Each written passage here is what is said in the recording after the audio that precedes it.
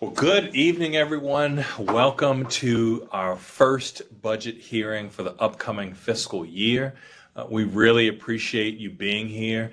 We want to wish a happy Hanukkah to all who are celebrating and wish just a happy holidays and a Merry Christmas upcoming for all who are celebrating. This is your time to make your voice heard on the upcoming budget priorities that we have for our entire community. And so thank you so much for making your voice heard. Please know that there are members of my team. We are listening. There will be others who will be rewatching to make sure that you definitely have all of your thoughts logged in and looking at your emails and your testimony that you send in writing. And with that, I'll turn it over to Safahira, Director of Communications. Good evening. Also joining us today, we have Brandy Gans, our Chief Administrative Officer, Angela Cabellin, our Chief of Staff, and Holly Sun, our Budget Administrator. Before we begin hearing from you, we have just a few logistical items to go through. Please note that this meeting is being recorded and live streamed. If you are unable to testify due to technical issues, we are also taking written testimony to ensure every voice is considered during the budget process. All testimony, written and oral, is considered by our team. Please send any written testimony to budgetTestimony@howardcountymd.gov. Each person will have up to 3 minutes to testify, and those who represent an organization will have up to 5 minutes.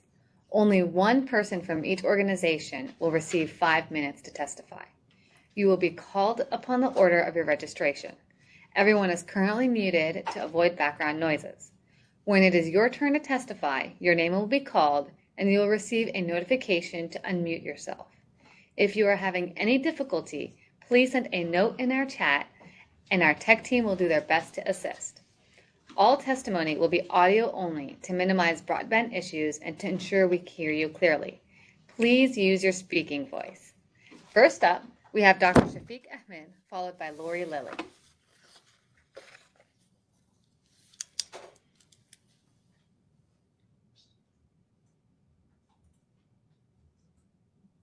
I don't see the Dr. Ahmed. Let me find Lily.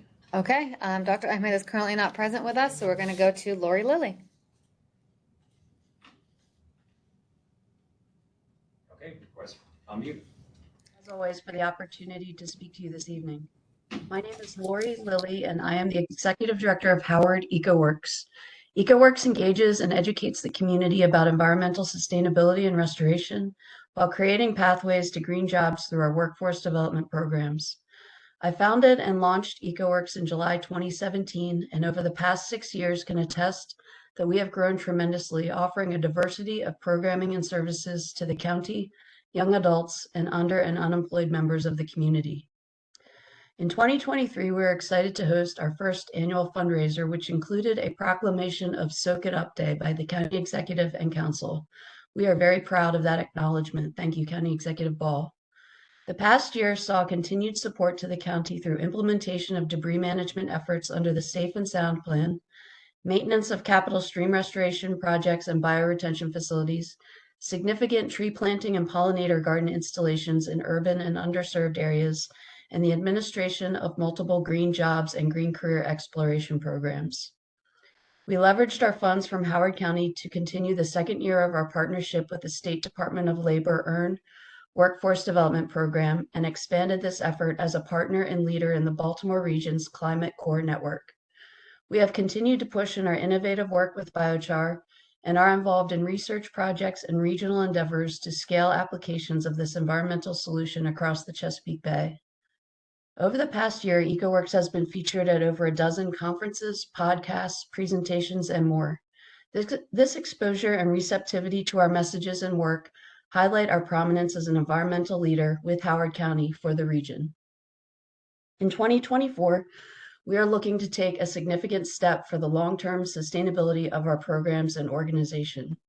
We hope to find our forever home in Howard County, where we were birthed and have grown into childhood as an organization.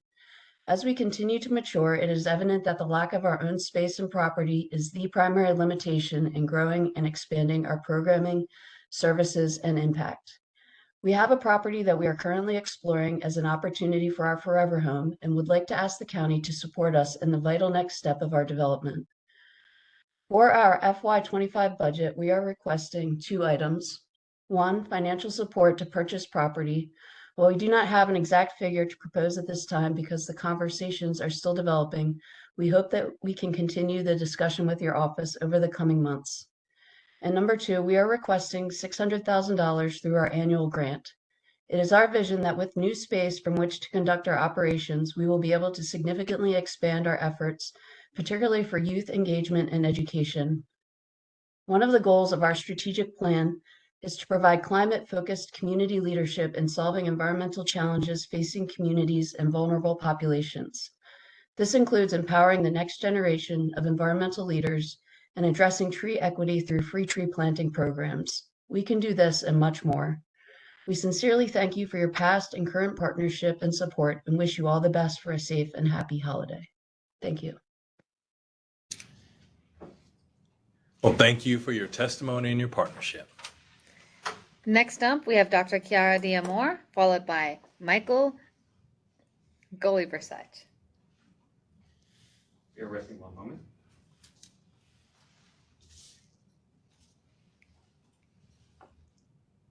Request on mute has been sent. Good evening.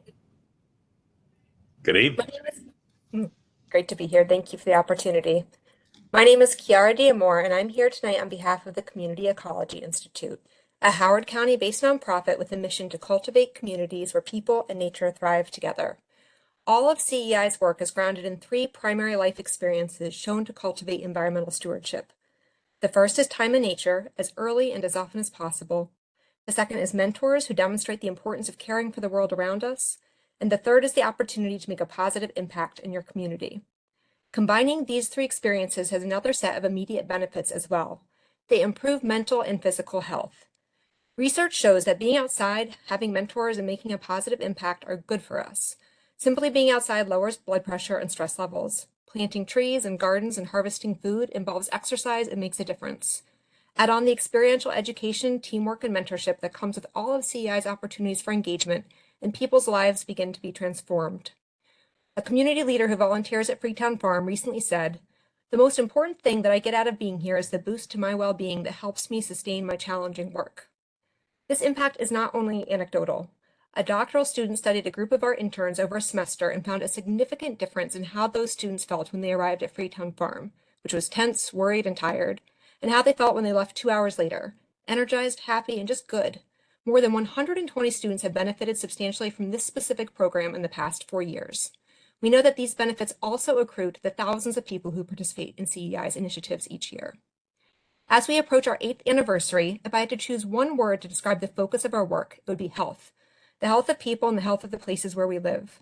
The aforementioned 3 life experiences are essential to everything we do, but there is another key ingredient that makes our work unique and important: relationships. We nurture relationships among people of all ages and backgrounds. We cultivate community in ways that are not organized around typical categories of age, economics, race, religion, neighborhood, etc., but around a shared sense there are essential things that we all need to feel connected, safe, and resilient.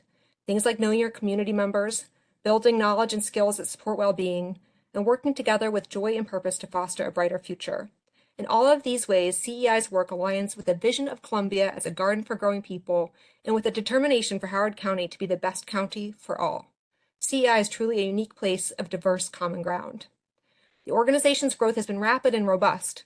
We started with a focus on serving children and families with our Columbia Families in Nature program, and then the creation of the Roots and Wings Learning Community in 2018.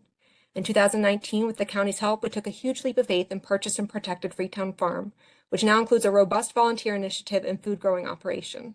In 2020, we created the Green Seeds internship program to support high school and college students in deepening their educational journeys. In 2021, we created the Nourishing Gardens program to transform lawns into beneficial gardens and train people in sustainable gardening practices. In 2022, we were encouraged to replicate our success at Freetown Farm by becoming the new stewards of the Green Pharmacy Garden. It is our commitment to continue to put down strong roots in this garden of services so we can steadily grow the goodness we have co-created with the community. In 2023 alone, we grew more than a ton of produce to support local partners who feed our most food insecure community members. Organizations such as Laurel Advocacy and Referral Services, the Grassroots Crisis Intervention Center, Columbia Community Care, and the Howard County branch of the NAACP. Around the world and across cultures, growing and sharing food together is one of the most tangible ways to show care and share love. It is also one of the key means by which some places in the world have become so-called blue zones, places where people live extraordinarily long and healthy lives. In these special places, people have a primarily plant-based diet, move naturally throughout the day, have daily practices that reduce stress, enjoy a sense of belonging, and feel a sense of purpose for their lives. CI directly and actively supports each of these aspects of life. In 2023, more than 2,400 unique people actively participated in CI's programs, workshops, gathering, and volunteer opportunities. There was much collective appreciation for the fact that we now have the beautiful Gray Howell Community Engagement Center from which to welcome them. As we approach the new year, CEI is proud that our research-supported services are in high demand and that we are diversifying and growing our revenue streams. Like the county, we are data-informed and people-driven. We know that Howard County leaders are committed to the health of our community members, and we deeply appreciate the way the county is invested in CI's work, supporting our growing impact with transformative guidance and grants. As we begin to bring the 6-acre Green Pharmacy Garden into its full potential, along with Freetown Farm, we ask that you maintain strong funding for CEI in the county's operating budget. Thank you for your service, and all my best for a happy, healthy holiday season. Thank you for your service and your partnership and for your testimony. Next up, we'll hear from Michael Golibersuch, followed by Tonya Akins and Sabina Taj. So I have a Michael with no last name. I will unmute.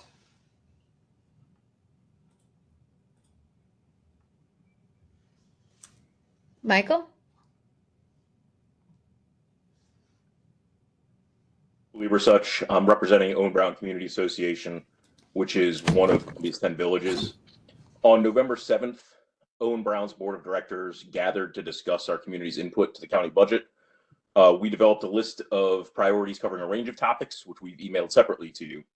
One important item on the list was the need to increase pedestrian safety along Cradle Rock Way, which runs in a horseshoe through our village, connecting to broken land on either end. We've all witnessed cars speeding, near misses, and disregard for children in crosswalks along Cradle Rock, and heard frequent concerns from our community, which led us to include this as one of our priorities for the budget. What we didn't know as we prepared our input on November 7th was that tragically, just a few days later, on November 12th, one of our community members would be hit and killed as he crossed a crosswalk walking his dog along Cradle Rock. This tragedy was shocking but not surprising. Everyone in our community knows that cars frequently travel too fast on Cradle Rock, and that is not designed appropriately for its location, cutting through the heart of our community. Our residents should be able to cross the street safely to get to their elementary school, place of worship, preschool, library, or local grocery store, all of which have locations on Cradle Rock, without worrying whether the next car whipping around a curve will see the crosswalk in time. We've been told by the Bureau of Highways that they conducted a study of Cradle Rock this past summer, which identified several potential safety improvements, but that implementing most of them would require a capital project and cost over $5 million. The installation of safety features could greatly increase the safety of people pedestrians on Cradle Rock and reduce the risk of further accidents, and we'd like to see them funded. I do want to take a moment and thank the representatives from the Bureau of Highways who took the time out of their day to attend our community meeting last week and share the updates that they had. Sadly, the death in November wasn't the first fatal or near fatal accident along Cradle Rock in recent memory, and there will probably be more if additional steps such as traffic calming measures or other safety features are not implemented to alter driving behaviors. So please include funding for enhancing pedestrian safety along Cradle Rock in the budget. Thanks. Thank you for your testimony. Next up, we have Tonya Akins, followed by Sabina Taj. Tonya Akins has been unmuted. Dr. Ball, Ms. Gantz, Ms. Cabellon, Dr. Sun, and Ms. Hira. I am Tonya Akins, President and CEO of Howard County Library System and a resident of Columbia. Thank you for your longtime support and for the opportunity to testify on behalf of Howard County's residents who value the education for all ages provided by our library. In 2019, we began engaging the community in a process to create a new strategic plan. After a COVID-induced hiatus, we resumed that process earlier this year. Through surveys and listening sessions, we heard from more than 3,000 people, partners, residents, and staff about their hopes, dreams, and big ideas, and most importantly, what matters most for the future of our library. We heard two things loud and clear. The community wants the library to be the place where people and everyone can learn, grow, and connect. And our community loves its library. We are excited to introduce the new plan to the community next month. Our team will begin preparing for implementation soon, and we will officially launch the plan in July. This new strategic plan and our focus for FY25 remain rooted in the principles of asset-based community development with a focus on equity and co-creation. This effort will incorporate reimagined services, shifts in customer interests, usage patterns and priorities, and other lessons learned as a result of the pandemic, community feedback, and a review of local equity data. The board's proposed budget enables us to move forward by placing a high value on our team and boosting our collection of materials to better serve our community. Our operating budget request includes an increase to provide COLA and merit increases for our dedicated and talented team. Providing competitive salaries is critical to retaining and recruiting staff who are essential to meeting the needs and aspirations of our community. To fund anticipated publishing increases in materials, as well as anticipated increases in the use of materials in all formats. Our ongoing goal is to maintain the caliber of our collection, meet customer demands for new content formats, and lessen wait times for materials, especially time-bound requests related to student learning and school assignments. To support developing our team through professional development opportunities, as our team commits to delivering high-quality classes and events for all community members. We will continue to operate optimally, being good stewards of the tax dollars entrusted to us and returning the highest value to the community. On behalf of our community, I respectfully ask you to invest in them and fully fund the HCLS Board of Trustees' budget request. Wishing you all a safe and happy holiday season. Thank you so much. Thank you so much for your partnership and your testimony, and safe and happy, healthy holiday season for you too. Thank you. Next up, we have Sabina Taj, followed by Gretchen Overdurf. Sabrina's good. Unmuted. Sabina, Oh, can you hear me? we can hear you. Okay. Good evening, Dr. Ball, Ms. Hira, and team. I am Sabina Taj, Vice Chair of Howard County Library Systems Board of Trustees and resident of Columbia, Maryland. Thank you for the opportunity to testify on behalf of our outstanding library system.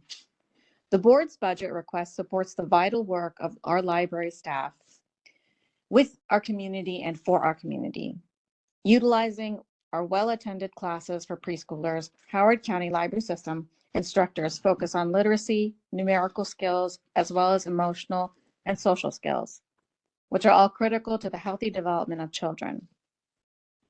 Given the mandates of the Maryland Blueprint and faced with the reality that only 54% of Howard County students are testing ready for kindergarten, the need for increased instructional and enrichment materials and opportunities for ages birth through 5 and caregivers is critical. It is vitally important that we invest in early childhood education to close the gap and prepare our young children to be ready for kindergarten. Before our youngest residents are enrolled in preschool, Head Start, or kindergarten, their experience with public education begins in our libraries, and we take this responsibility seriously. For teens, we know their middle and high school years are critical for social and emotional development, but they are more isolated than ever. In 2021 Youth Risk Behavior Survey Data Summary and Trends Report, more than 20% of middle school students and nearly 30% of high school students reported that their mental health was not good most of the time or always. At the library, our teen specialists plan activities, book discussion groups, speaker and author events, such as the recent appearance by best-selling author Nick Stone, and more, to engage teens and help them feel a sense of belonging as they navigate challenges of adolescence and explore their futures. In a time when we are increasingly divided, people are seeking to find community and places where they feel included and like they belong. Libraries remain one of the last places where people of all ages and all backgrounds can come together for conversation, to learn from each other, and to form community. Our team facilitates those connections through a myriad of ways, creating the expanded experiential learning area for preschoolers and their parents or caregivers who spend hours making friends like Glenwood, teaching DIY classes where people learn to build, shelving like they did on Saturday at Elkridge, leading book discussion groups and trivia nights, and teaching teams STEM concepts, needlecraft, jewelry making, composting, and other classes. In the U.S. Surgeon General's report released earlier this year, Our Epidemic of Loneliness and Isolation, Dr. Murthy notes that pre-pandemic, about 1 in 2 adults in America reported experiencing loneliness. That lack of social connection, negativity impacts the individual and our society through greater risk of disease, lower academic achievement, and worse performance at work. Dr. Murthy proposes 6 pillars to address these issues and advance social connection, including public library. Our budget reflects the goals outlined in our forthcoming strategic plan and in the Surgeon General report. On behalf of the Board of Sabina, Trustees, your time is up. I know, thank you, I'm almost done. A happy holidays, and I respectfully ask that you invest in our community and fully fund our budget. Thank you so much, and I'm sorry I ran over. Thank you for your testimony. Thank you. Next up, we have Gretchen Overdorf, followed by Alan Rain and Pamela Ford. Gretchen has been unmuted.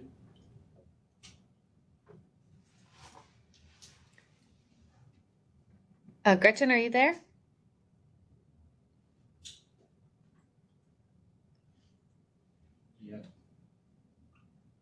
Yeah. Okay. We will come back to Gretchen. So we're going to go with Alan Rain. Alan, you've been unmuted.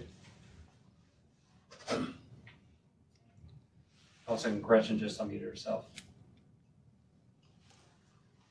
Okay. Okay, I'm here, but I wasn't unmuted. Go ahead. There you go. We can hear you. come back. Do you want me to go ahead or you want me to come back? Nope, go ahead. The floor is yours. Okay. All right, very good. Thank you so much. Good evening, members of council, Dr. Ball, and panelists. My name is Gretchen Overdorf, and I live in Swan Point on Lake Elkhorn. I'm here this evening to ask that funds be budgeted in the next financial plan for traffic calming measures along Cradle Rock Way in Owen Brown Village. My neighbor, Mr. Lee, was struck and killed on November 12th by a vehicle that did not stop as he was crossing Cradle Rock in the crosswalk. This is the 3rd such fatality of one of our Swan Point residents when trying to cross Cradle Rock. Residents in Owen Brown have subjected to speeding cars and drag racing on Cradle Rock. I personally no longer feel safe walking to the village center. However, I do want to acknowledge the recently installed fluorescent walker signs that have been placed all along Cradle Rock at the crosswalks. This is a big improvement. Could we also have the street markings on the crosswalks repainted, as the old white paint has faded? Speed bumps at each of the village center entrances or in the vicinity of the school crossing signs would force vehicles to slow down. Cameras that capture speeders' license numbers would be a huge deterrent. And if that's not possible, increased patrol cars at the village center entrances would send a strong message to slow down. Hopefully, then speeding drivers could be pulled over and ticketed. Finally, in our Swan Point community, 3 vehicles have been stolen in the last 14 months. This activity occurred in the vicinity of homes bordering Lake Elkhorn. Perpetrators can easily access the community from the lakeside dock and the pathways that lead up from the lake. The lack of lighting along the lake path allows for easy, undetected access to our homes and parking areas. Increased patrolling at the dock area might help deter such activity. Columbia was designed originally to be a walking community, and many Swan Point and Owen Brown residents are walkers. I'm asking for council's assistance in making Owen Brown a safer community for all who live and work here. Thank you for the opportunity to hear my concerns, and best wishes to all of you for the holidays. Well, thank you for your testimony and best wishes to you too. Next up, we have Alan Rain, followed by Pamela Ford and Karina Fisher. Request to unmute Alan. Can you hear me? Yes, we can. Great, great. I feel better already. So I want to second what Gretchen just said and what the Owen Brown Village representative said earlier. Just thinking there are hundreds of people who live on the other side of Cradle Rock from a McDonald's, the community and interfaith center, the supermarket and other shopping, schools, and the library. And as Gretchen just said, many of us find walking a better way of getting across the street than driving, but this requires safety. There are crosswalks, but they are not very visible. And so I am here to second what Gretchen said. Other measures need to be taken to slow down the cars and make it safer to cross Cradle Rock before there are more accidents. That's it. Thank you very much for listening to my testimony. Thank you very much for your testimony. Next up, we have Pamela Ford, followed by Karina Fisher and Karen Biederman. Request is sent to Pamela. Unmute.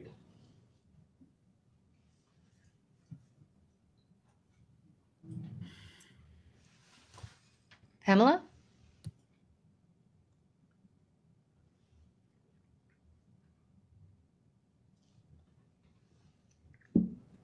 Pamela, have you received the request?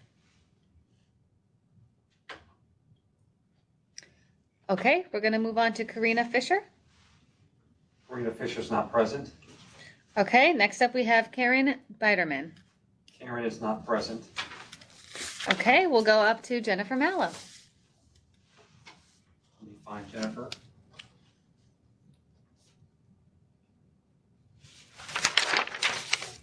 Request is sent to Jennifer. Unmute.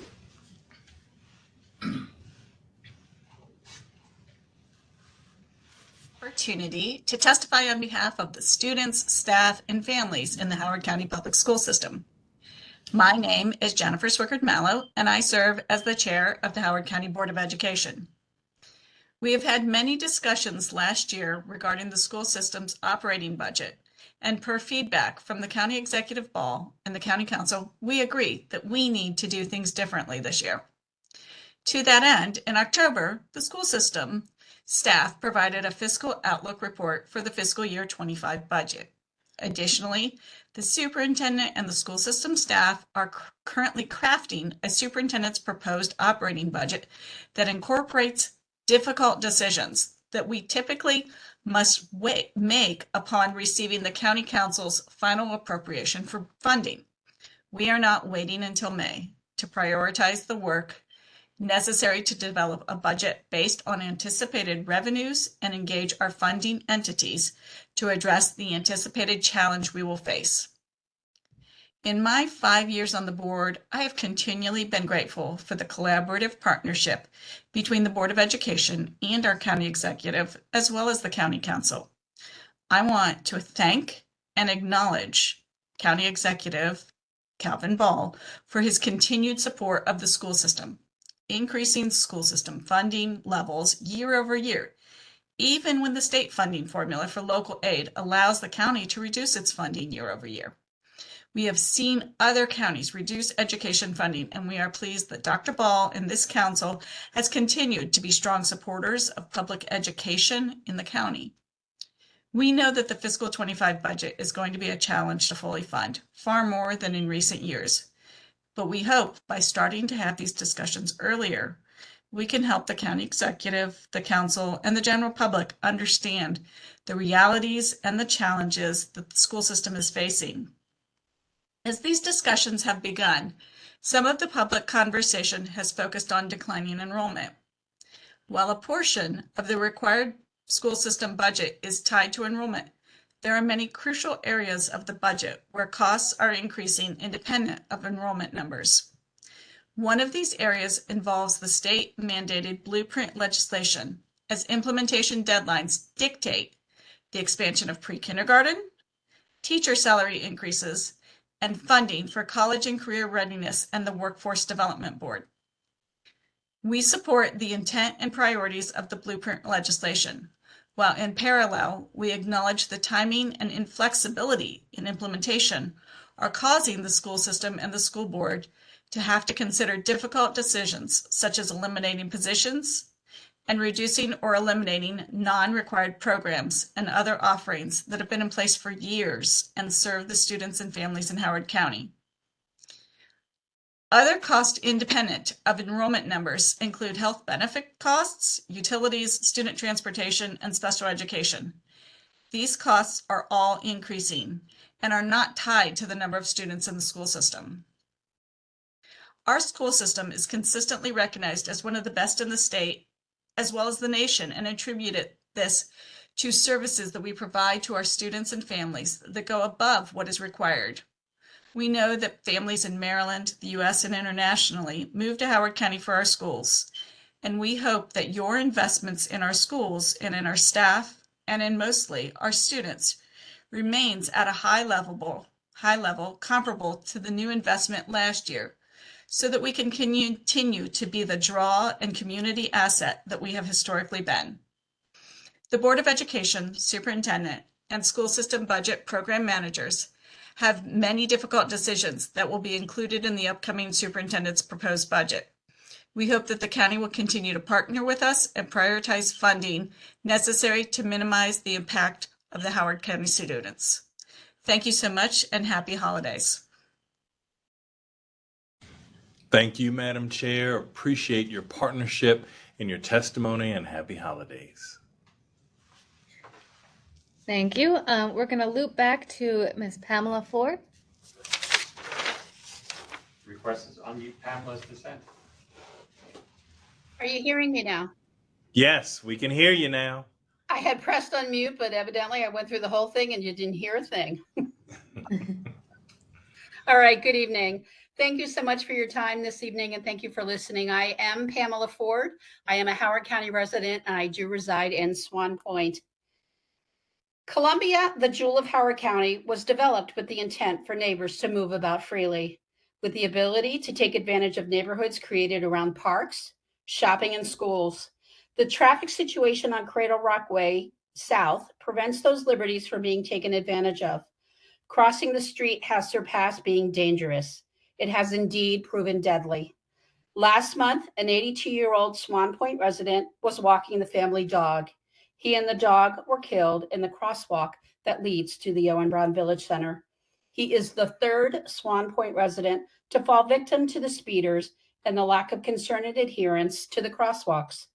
It is time for a more secure way for residents to cross Cradle Rock, to use the Village Center, and to go to the Lake Elkhorn Park. Not only are communities graying, but we are adding young families and small children more and more every day.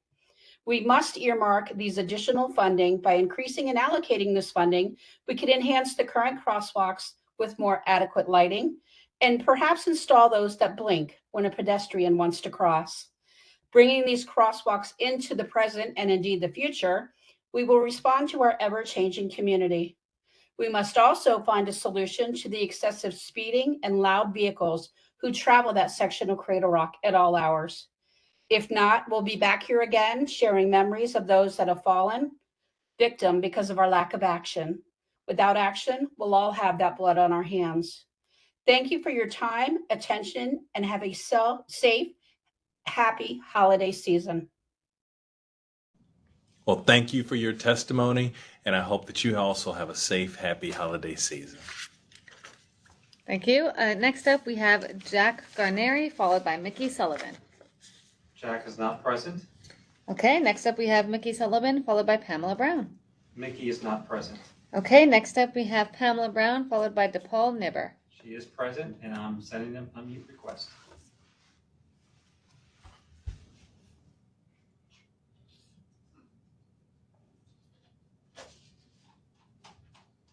Pamela Brown, are you there? Yes, are you able to hear me? Yes, we can. To Dr. Ball and members of the Howard County Council, Thank you for the opportunity to speak this evening. It was Saturday, December 2nd, 2023, a gray, rainy, overcast day, reflective of the sadness I felt when I looked out of my window as the family of Thomas U. Lee Sr. positioned their cars to follow behind the funeral coach, carrying the body of their beloved husband, father, grandfather, great-grandfather, church leader, former Swan Point board member, and my neighbor. My heart ached as I once again tried to make sense of the senseless death of this man who I called neighbor for nearly 25 years. As I looked out of my window, in my mind's eye, I could see Tom walking his precious dog, Princeton, as he did daily, sometimes several times a day. In my mind's eye, I could see him gently leading his wife to their car, where he opened the door for her to exit or enter their vehicle. I marveled at what a gentleman he was. He treated her like a queen. But on Sunday evening, November 12th, 2023, that all came to a tragic end when he was struck by a vehicle traveling on Cradle Rock Way as he walked his dog in the crosswalk leading from Winter Rose Path to the Owen Brown Village Center near the tennis courts. I can only imagine the numerous times he had walked the same path safely for years without incident. However, this day was different. The third pedestrian death to individuals crossing Cradle Rock Way, 2 from my community.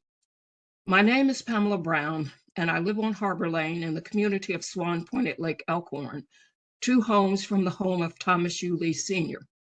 Harbor Lane runs parallel to Cradle Rock Way. My home faces Cradle Rock Way. I have been a resident of Swan Point for 27 years, a director on the Owen Brown Village Board, and vice chair of the Executive Architectural Committee of Owen Brown.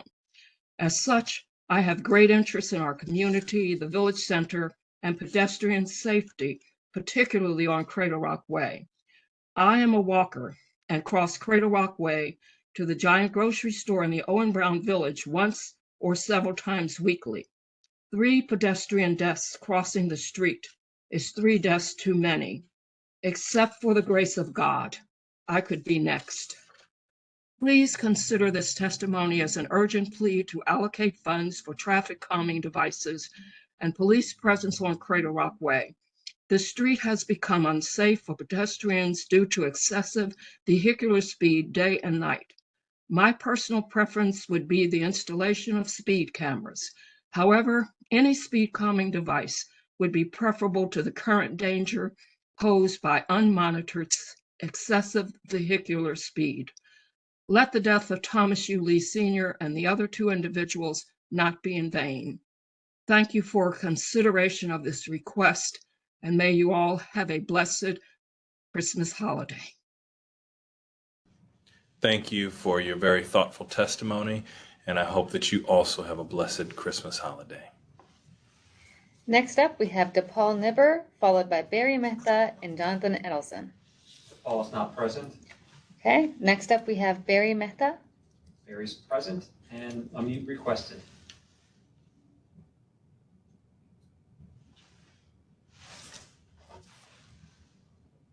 Hello? Hello, Barry. Can you all hear me? We can, but you're echoing. Are you on more than one device? I think Charu was listening on the other one. I'm going to shut that off. Is this okay now? Yep, it's much better. Thank you. Great. My name is Barry Mehta.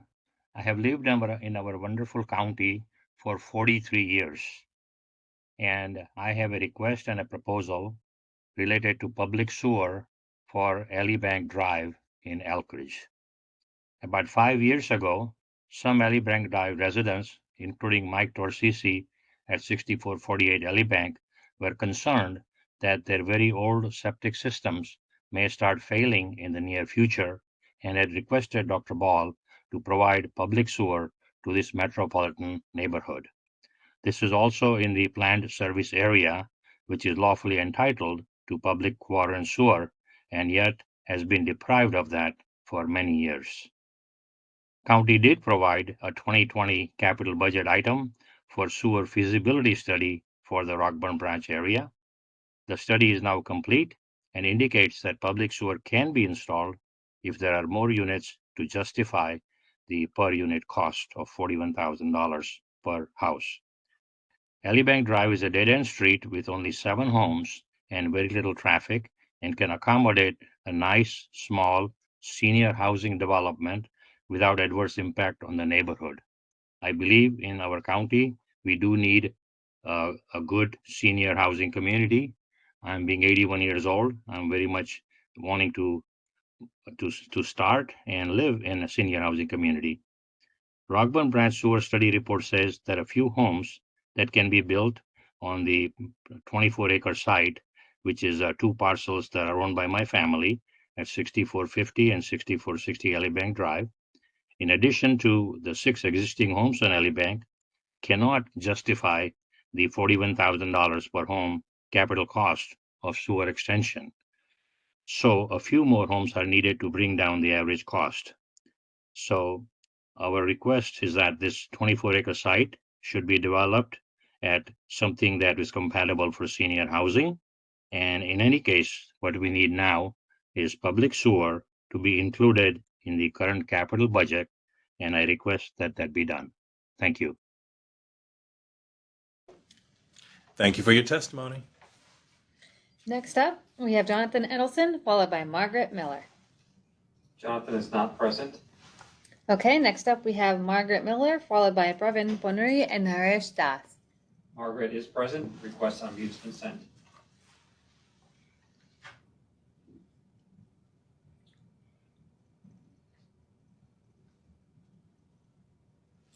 Margaret, are you there?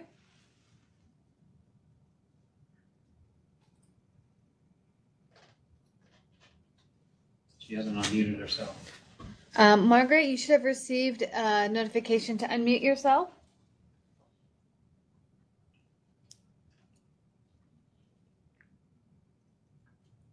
Okay, we will come back to Margaret. Next up, we have Pravin Ponuri, followed by Naresh Das. Pravin is no longer present. Okay, next up we have Naresh Das, followed by Brenton Squires. Naresh is present. Unmute request sent.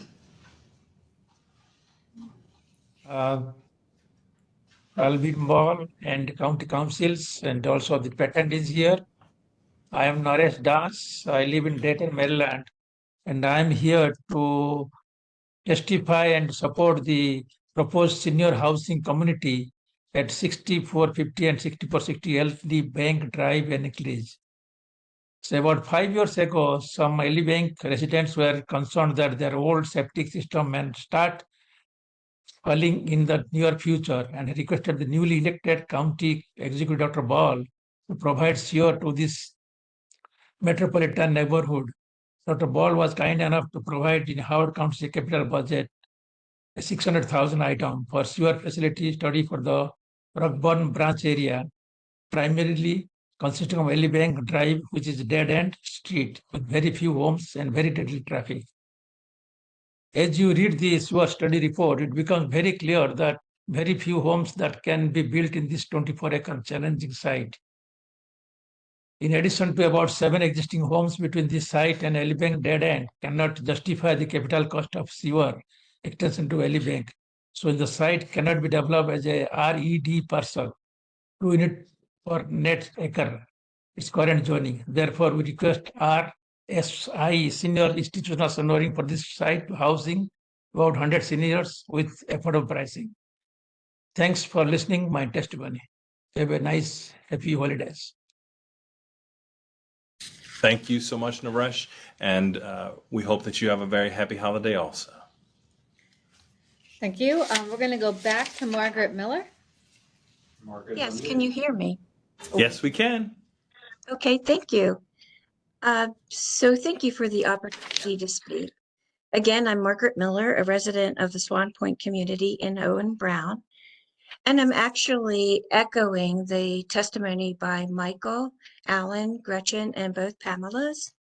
So the focus of my call into you is about drivers exceeding the posted speed limit on Crater Walkway over the 30-mile-per-hour limit. Crater Rock is a 2-lane neighborhood road running south and north along the neighborhoods that access it, including Swan Point. We recently learned of the tragic death of an elderly neighbor, Thomas Lee, and his dog, who were hit and killed by a driver while in the crosswalk on Crater Rock Way in early November. In addition, there was another fatality of an elderly woman in 2014 or 2015 as well, who was struck and killed while in the crosswalk. Due to the seriousness of somewhat aggressive driving on Crater Walk and the recent death of Mr. Lee, I felt compelled to share my experiences of this road in the hope that further fatalities may be prevented. I have noticed cars not slowing around the playground on Crater Rock or not stopping at all when a pedestrian is waiting to cross, and sometimes not yielding to cars in the roundabout.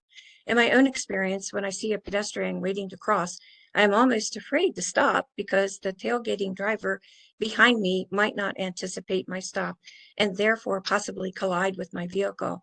Two neighbors also shared with me their experiences on Crater Rock, impatience by drivers behind them when they stopped to allow a pedestrian to cross. In one instance, the car sped around them. For the purpose of this meeting, I contacted the Central Records Division of the Maryland State Police to inquire if they could provide concrete data for use. However, they were unable to narrow their database to one road, in this case, Crater Rock. They were most happy to assist and were very helpful. Their database is large, capturing fatalities for all counties in Maryland, and are stored under the headings State Highway or Local Road. They have an interactive map that could narrow the data to a particular street, but it would take them some effort, for which the purpose of this meeting, they did not have enough time. They confirmed 147 crash fatalities to drivers and pedestrians in Howard County from 2018 through 2023 involving distracted driving, impairment, or speeding. I know that something was proposed for a traffic study, but that would really be so wonderful since it measures the amount of traffic, number of pedestrians, speed, and crash history. I'm requesting funding for speed bumps, but especially for a speed camera, since if a driver's wallet is impacted, I believe it will help to quell the fast driving on Crater Rock. Thank you for your time. Thank you for your testimony. Next up, we have Brenton Squires, followed by Carolyn Barth and Jessica Hayden. Brenda is not present. Okay, next up we have Carolyn Barth. Carolyn is present and requests unused consent.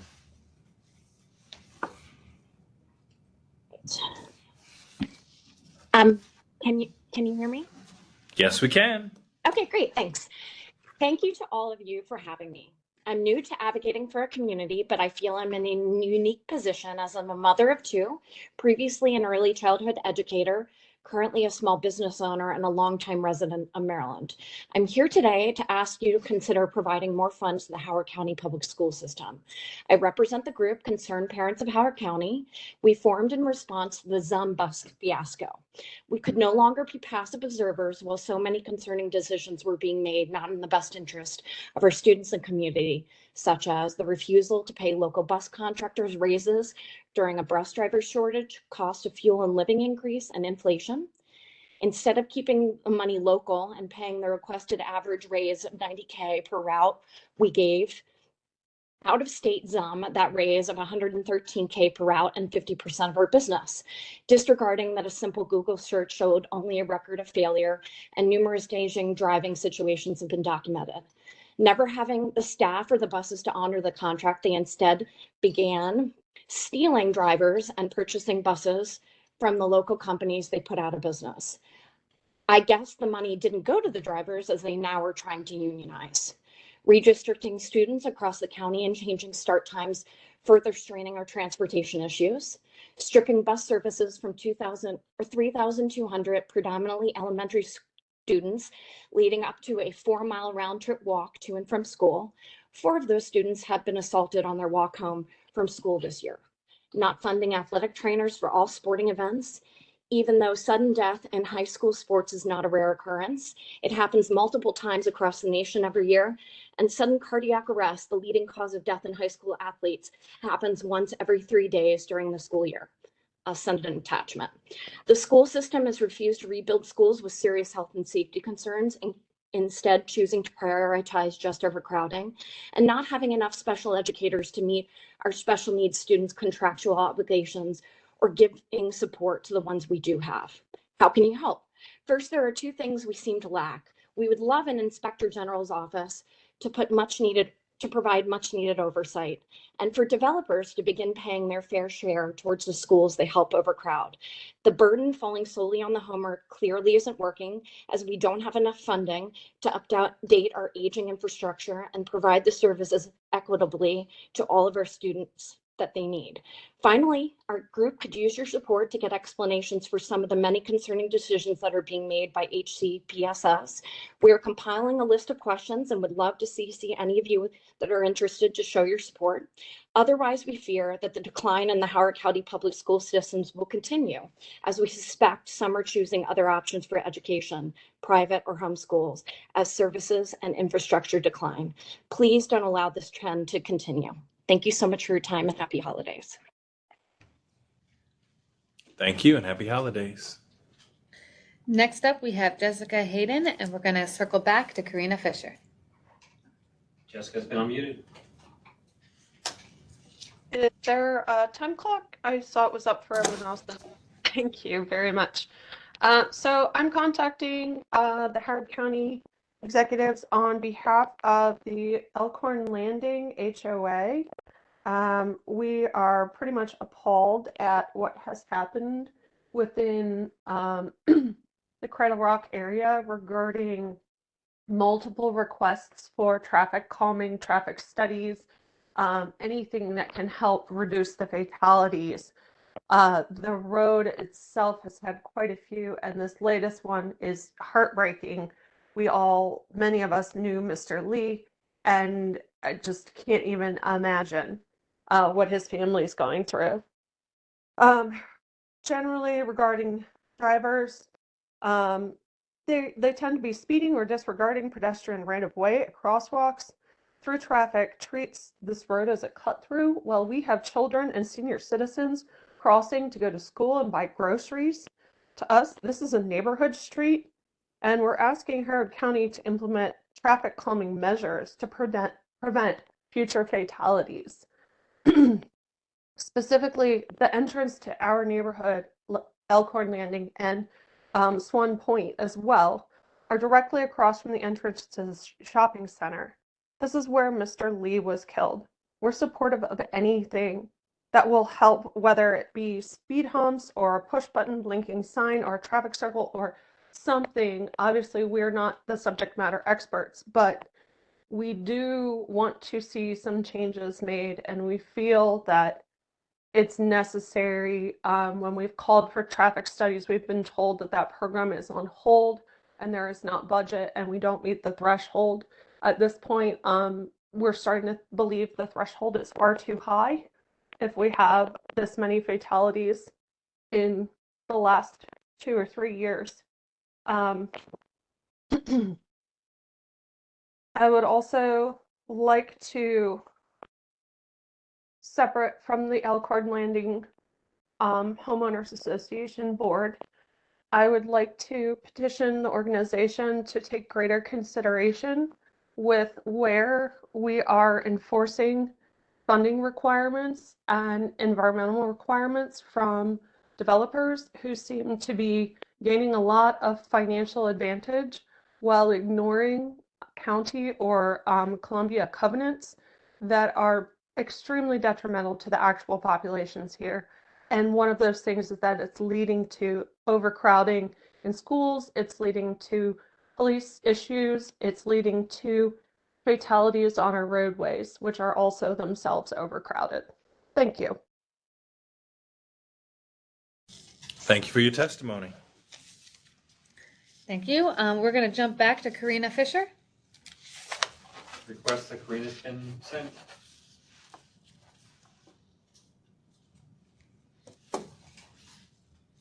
Karina? Good evening. Can you hear me okay? Yep, we sure can. Okay, thank you so much for circling back around. I just had a work commitment and was late attending. So thank you for the opportunity to speak. I did not prepare a formal statement because of that work day was so crazy, but I just wanted to say, first of all, that I really appreciate the opportunity for our residents and community to have this opportunity to speak.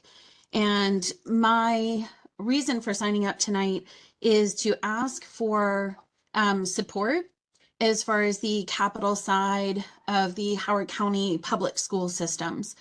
We all know that we are going deeper and deeper in the hole as far as deferred maintenance. We are not getting rid of these portables, which warehouse our kids anytime soon. I've known about the issue for years and have been advocating various levels to help to triage that issue.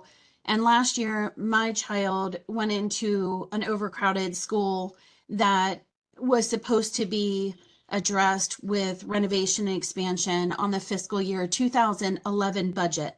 I'm seeing how this impacts him firsthand, not just on his mental health, about stressing about the classroom changes in the hallways, one-way hallways, but the physical fights, the violence.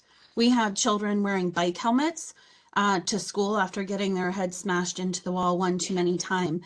We have to do something. And I don't know what that answer is, but I am doing my best on the level of community. And I want to say, Dr. Ball, I appreciate that the FY 2024 capital request for both Dunlogan Middle School and Oakland Mills Middle School, 4.4 million and 4.5 million were approved by you to go to those schools that are so desperately needed. So first of all, thank you for that. And then going forward, it is my hope that we can somehow come together as a community and end the cycle of the Hunger Games at the end of the year when schools are getting bumped off of the prioritized order. That happened to our community this year by a board who chose to ignore data and cherry-picked a school that was not the highest school in need. The other thing is we don't have enough money to pick the schools that need it. So today the County Council and Board of Education talked about P3 funding. I think we're in the conversation of the state maybe addressing the funding for EMILAs that continue to decline for Howard County schools despite our overcrowding and ever-growing population year after year. The developer fees are still low towards neighboring counties, and I support Delegate Atterbury's efforts as far as her bill with looking at excise taxes on commercial buildings. So I'm here tonight to ask for you to support in any way that you can to forward the need for capital funding for the Howard County school system. Thank you so much. Thank you for your testimony. Next up, we have Michael Torsasai, followed by Teresa Buffett. Michael's request has been sent. Unmute.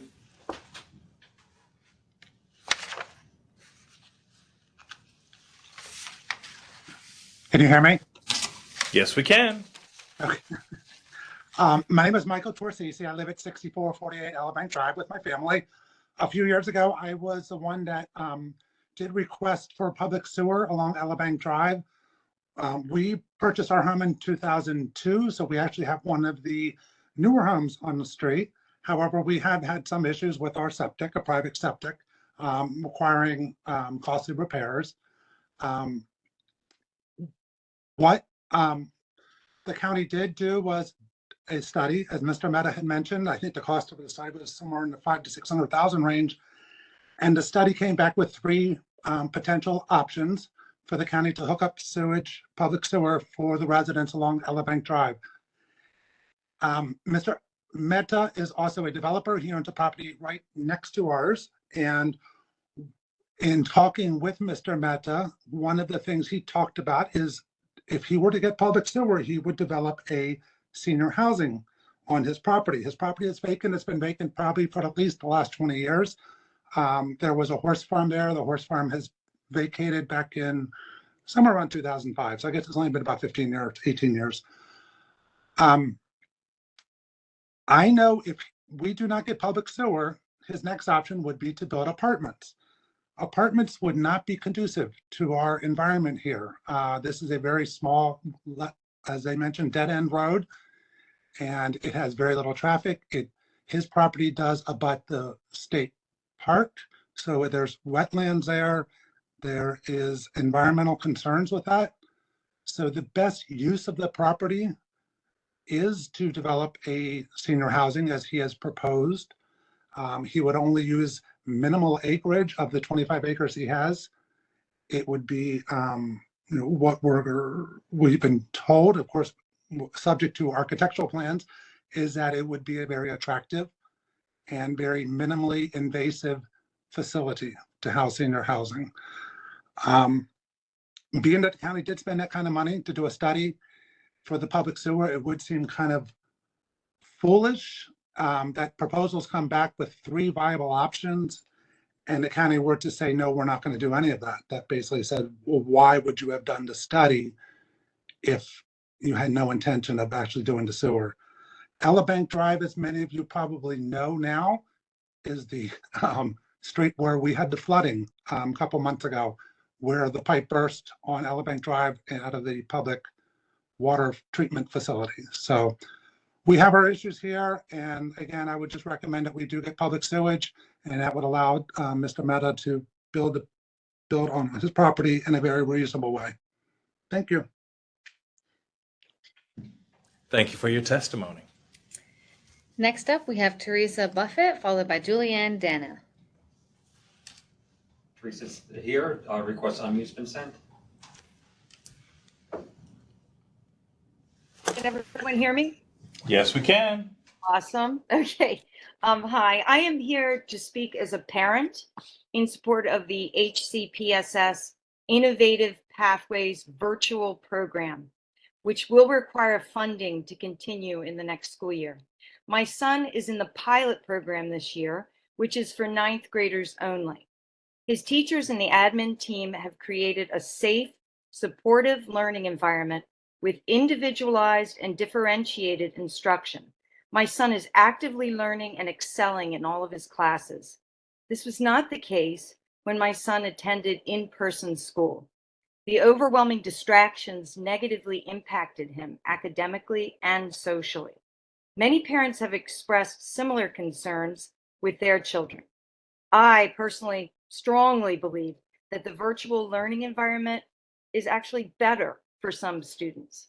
To tell you a little bit about the program, it includes 9th grade HCPSS students who may be unable to attend school due to medical reasons or a social emotional diagnosis.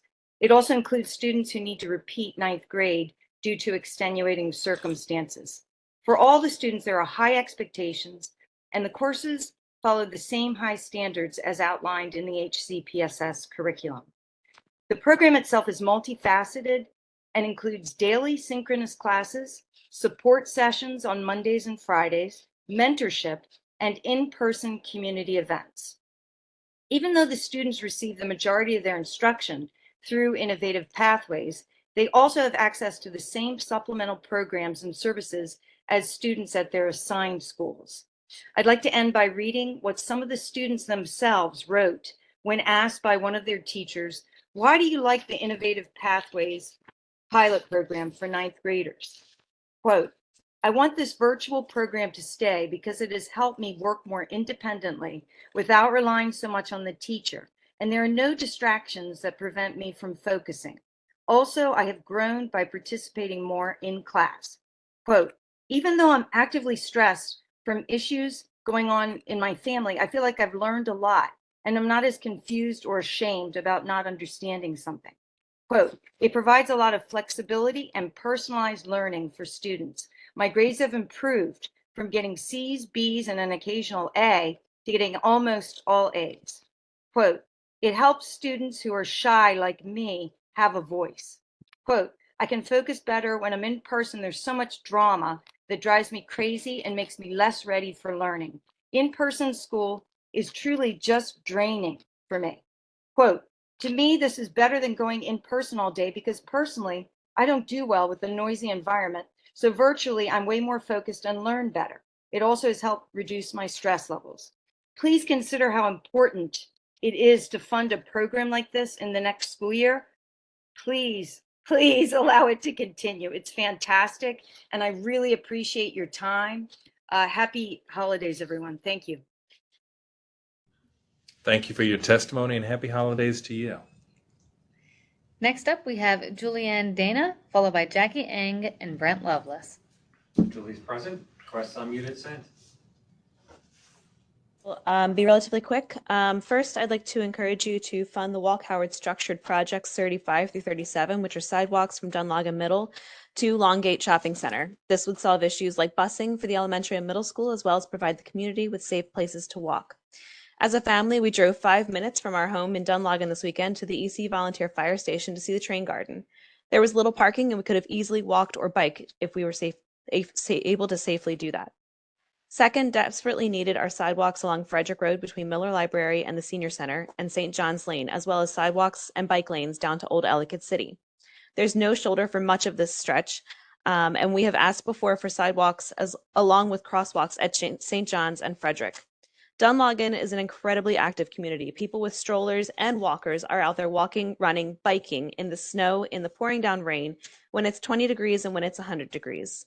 With many new and younger families moving in, we'd love to be able to walk to our neighborhood small businesses like Breezy Willow to pick up produce, get a treat at Rita's or Ellie Mochi, or have lunch at Nico Japanese. Especially because of the hill that is at the intersection of St. John's and Frederick, there are blind spots and it is not safe for us to do so. We'd also take full advantage of being able to walk safely to Miller Library, something we have been promised over and over as it is delayed again and again, and allow the numerous seniors in our neighborhood to easily walk to the Senior Center.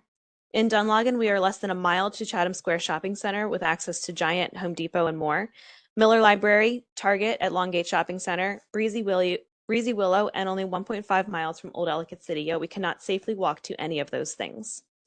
I encourage you to try to walk along Frederick and cross to St. John's Parish to take your kid to the summer camps offered there, or to walk along the guardrail with no shoulder from Frederick to Under Oak to the library to get a Mike's Gelato from the farmer's market in the summer.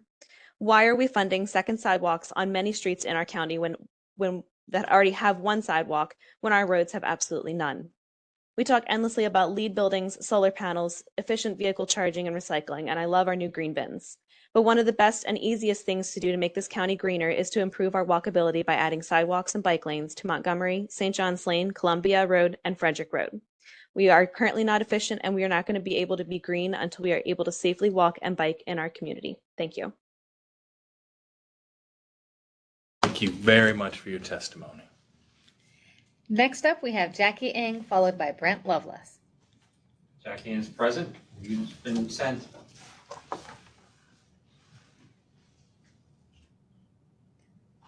Good evening. County Executive Ball, Ms. Cabela, Ms. Gans, and Ms. Sun, and other administrative people who are there. It's my privilege to offer testimony this evening on behalf of the Housing Affordability Coalition's 600 member individuals, organizations, and allies. The coalition tonight has 4 requests as you begin consideration of the county's FY 2025 budget.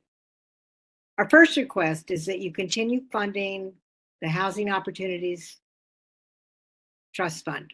It's critical that the trust fund be significantly robust to help enable the newly revised general plan allocation goal of 340 new affordable units each year and preservation of current affordable units. We're appreciative of the trust funding thus far of $5 million in 2023 and the FY 24 shift of $10 million from the DHCD reserve fund to the trust. As we have consistently stated, however, based upon our research, a fully actualized and sustainable trust fund requires a minimum annual fund balance of $30 million. Investments thus far are certainly a step in the right direction, but achieving long-term sustainability will require an ongoing source or sources of new revenues. Therefore, we request that an additional $15 million in new revenues be committed in FY 25 funding for the trust. Increased trust increased trust resources will be a major contributor to overcoming the current financing challenges the county, nonprofit, and private organizations are facing in the current economic environment as they seek to increase our community's affordable rental and home ownership stock. The coalition's second request is that FY25 budget prioritize the DRRA's affordable housing commitments for downtown.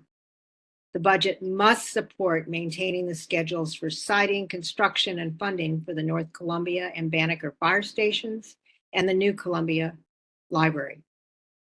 The administration must prioritize finalizing decisions necessary to move forward to create 472 new affordable homes in downtown Columbia, including 100 units for seniors. Specifically regarding the North Columbia Fire Station, please maintain the construction schedule so the station is operational in FY 2027 and can be the new temporary home for the Banneker firefighters.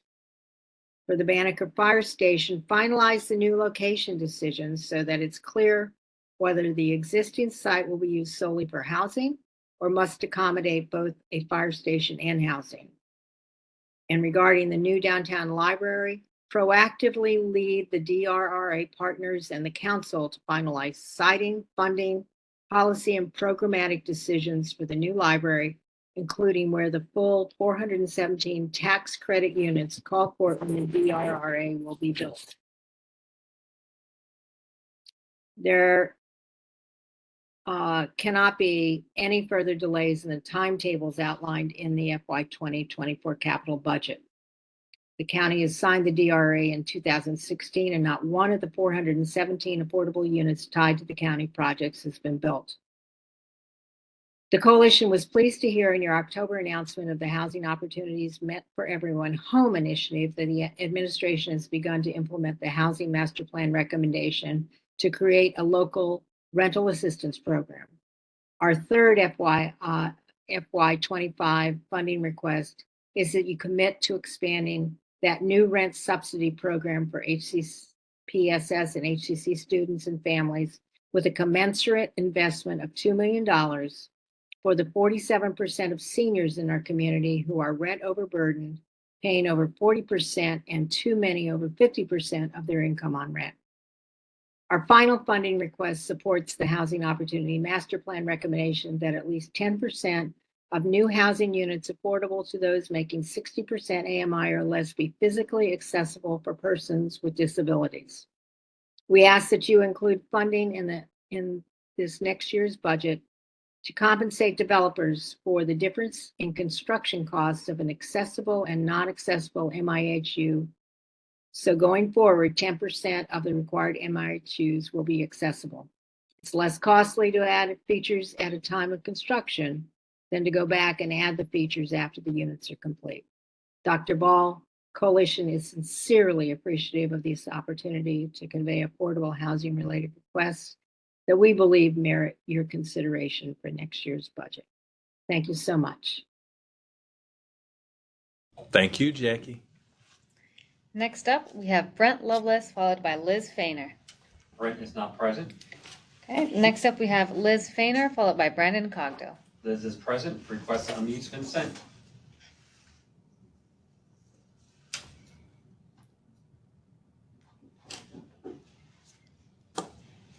Liz, are you there? Can you hear me? Yes, we can. Okay, great. Thank you. Sorry. Thank you for holding this meeting. I'm Liz Fainer with Less Plastics, Please, which is a partner with the Howard County chapter of the Sierra Club. Less Plastics, Please spearheaded the passage of the plastic bag law in 2019 and the Plastic Reduction Act in 2021. I am testifying for our organization to request that no new funding be approved for park and recs for converting natural grass fields or playgrounds to artificial turf. We oppose the conversion of natural grass fields at East Columbia Park Library to artificial turf. While this project has already been approved, we request that this budget and future budgets not fund removing natural grass, and installing artificial turf. Scientists and researchers at the Environment, Human Health concluded that communities should no longer install artificial turf because of the serious health threats it poses. The Maryland Sierra Club has a clear say no to plastic fields stance. And recently, Maryland Comptroller Brooke Learman called artificial turf the antithesis of conserving natural resources and incompatible with the intent of the open space program. Program Open Space. She believes that POS funds shouldn't fund programs that impact our natural environment in a way that increases natural gas emissions and reduces climate resilience rather than increasing it. And we oppose artificial fields because of the harm to people, harm to animals and the environment, air, soil, water, and plants, worsening climate change, and toxic waste. Artificial turf harms people, particularly children, through burns, where children play on artificial turf are increased risk of burns. Artificial turf surface temperatures have reached up to 160 degrees. Health-related illness and death. Athletes were 11 times more likely to suffer heat-related illness, such as heat stroke, due to the high temperatures on artificial turf. Infections, dermal abrasions, are also known as turf burns, can expose children potentially to MRSA and other bacteria common in other common bacteria. Injuries, including concussions, independent peer-reviewed research has repeatedly shown an increase in lower extremity injuries, non-contact lower body injuries, and concussions, particularly for children who play on artificial turf. And it can cause cancer. Artificial turf is made with harmful substances such as PFAS that release toxic gases and chemicals that athletes, including children and bystanders, inhale. The high amounts of lead, the Environmental Human Health study found that high levels of lead in artificial turf are 500 to 1,000 times higher than other fields. And artificial turfs harm animals in the local environment. It's chemical laden, non-recyclable plastic carping and backing, along with shredded used tires for crumb rubble infield. The artificial turf acknowledges that up to a ton of plastic fibers and microplastics shed from a carpet fill into the air, soil, water, and players every year. There's toxic load runoff. They leach out and create a toxic load of mixed proprietary chemical blends, including PFAS. It's lethal to organisms and animals. The important ecosystems are destroyed under the plastic carpet, and animals can die from ingesting toxic plastic, which looks like grass. It's environmental harms from the microplastic. Artificial turf grass blades and backing contain hundreds of pounds of PFAS containing microplastics that pollute the air, soil, and water every year. The average artificial turf contains the equivalent of 4.2 million plastic bags, or 36 million straws. And we worked really hard to pass those two bills. Artificial turf exacerbates climate change. More greenhouse gas emissions from fracking, cracking those toxic materials to create the artificial turf. And they continuously off-gas methane and ethylene. The heat island effect, it becomes much hotter than nearby asphalt and reaches temperatures up to 160. It destroys the natural grass, which sequesters carbon and produces oxygen. And it also Liz, your time is up. undermines Howard County's future plans. The HOCO by design, which took 3.5 years to develop. Liz, your time is up. My time's up? Yep. Okay, sorry. Okay, thank you. I will submit this in writing. Thank you. We appreciate your testimony. Next up, we have Brandon Cogdill, followed by Alejandra Roshak. Brendan is present. Unmute request sent.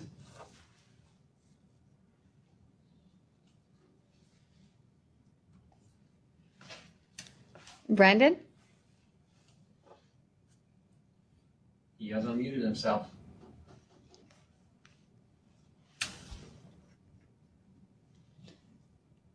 Brendan, can you hear us? I can hear you. Can you hear me? Yes, we can. Okay, thank you. Thank you. Good evening, Dr. Ball, panelists, and members of the council. Thank you so much for the opportunity. My name is Brandon Cogdell, and I'm speaking on behalf of the Wild Lake Village Board. I would like to bring to your attention a critical issue affecting Wild Lake Village, particularly concerning the safety and well-being of high school students during school dismissal hours.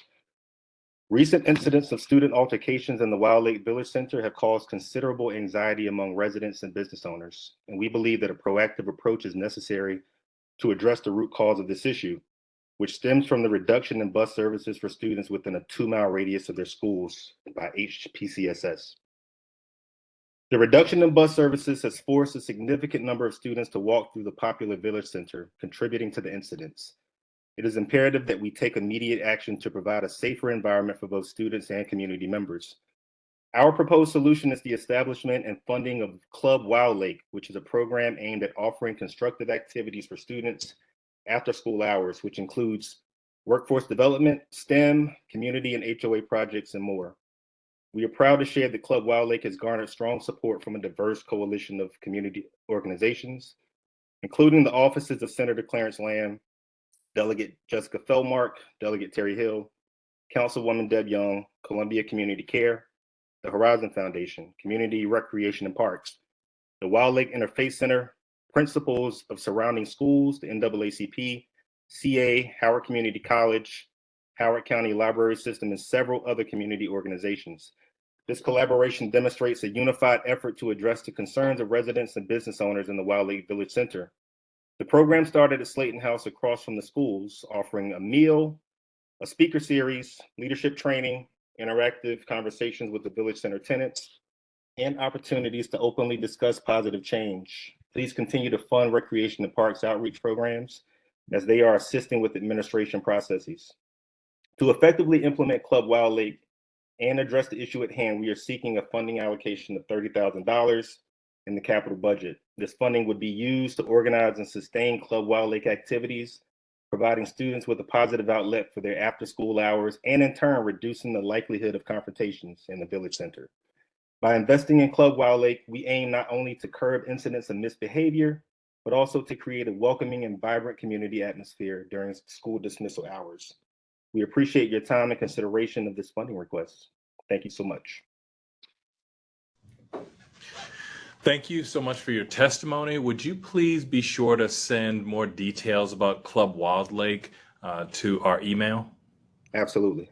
And you can email me directly at cball@howardcountymd.gov. Again, that's cball@howardcountymd.gov. Thank you so much. Thank you. Thank you. We're coming up on our final list of people. If you have joined us and you have not had a chance to provide your testimony, if you could please put your name and indicate that in the chat so we can ensure that we have a chance to hear from you. Next up, we have Alejandra Rochak, followed by Gail Ruth. Alejandra is present and has been sent, and she's unmuted.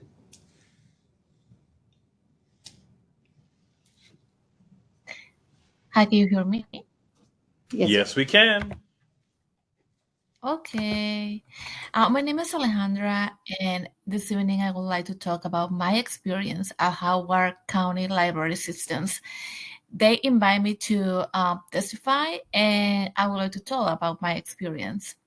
I remember that I was trying to find English classes for free or at least an affordable price. And I found Howard County Library Systems page and saw that they offer in-person and online classes for free. So I registered immediately for in-person classes.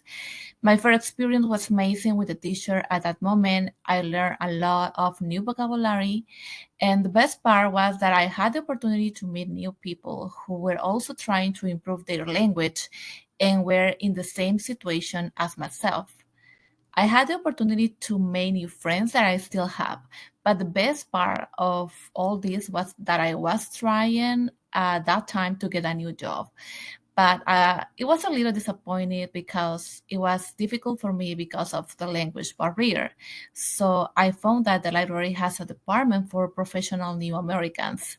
So I reached them, and Ben Hamilton and Jovita Bass contact me. And we had the opportunity to talk about my situation, and they hear me, and they were so friendly and willing to help. After that, they connect me with a person from another organization, and she was so helpful and kind to, and she helped me with my first job interview in a nonprofit organization in Howard County called Making Change, and I'm still working there, and I feel so happy and grateful there. This could not have been possible without the help, first of all, of Jovita and Ben from the Howard um, County Library System, which is why I think it's important that this type of resources and help exists for people like me who come to the country wanting to learn the language and have fair employment opportunities. Please fund the library's budget so more people like me can get help learning English and get good jobs opportunities here in Howard County. Thank you. Thank you very much for your testimony. Next up, we have Gail Ruth, followed by Tracy Anderson. Gail is present and requests unmute's been sent.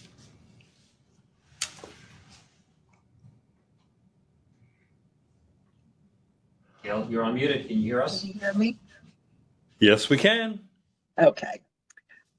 Dr. Ball and the Howard County Council, I'm here tonight to share our thoughts and worries at the meeting about the land on Ellerbank Drive, specifically 6450 and 6460, which was Shadowbrook Horse Farm for many years. A few weeks ago, the developer met with us and proposed that the property be used for senior housing with facilities such as a pool, tennis courts, pickleball courts, etc. The senior community would leave much of the property untouched, or perhaps he would develop landscaping, walking paths, things like that. The senior community would not generate the noise. It would not generate street congestion, as we've heard about Cradle Rock, which worries me for future. And we're also worried that it would decrease the wildlife. We have deer that come to our front yard, our backyard. They eat out of our bird feeder. And we have rabbits. We have a fox that visits sometimes, and turkeys. So we're worried that the environment would drastically be harmed. When we look at other options for the property, such as the single family housing, which I think was approved for 34 houses, townhomes, or apartments, we feel that the senior community would be the least invasive. Our only concern at that meeting was the verbal proposal. We would like to see the written proposal that allows only a senior housing community and facilities on that property and nothing else. However, we were informed there are zoning and sewerage concerns. As for the sewerage connection, we are in favor of public sewerage if the senior community was built. And I think that's, I'm following up from Barry Meta and Mike Torres. There was a $600,000 study for the sewage on Ellebank Drive. And I learned tonight that there were 3 options. And nothing has been done, as far as I know. And I'm out of time. Thank you very much for your testimony. Thank you. Thank you. We have not received any indication of anyone additional in the chat. So last but not least, we'll hear from Tracy Anderson. Tracy Anderson is not present. Okay, that brings us to the end of our budget testimony. I will throw it over to the county executive for closing remarks. Thank you all for making your priorities, your concerns, your hopes, your dreams available to all of us. This is very helpful. I know that I was taking notes. Our team has been taking notes, and we look forward to helping to continue to craft our upcoming budget with your thoughts in mind. So again, enjoy your evening, happy holiday, and good night.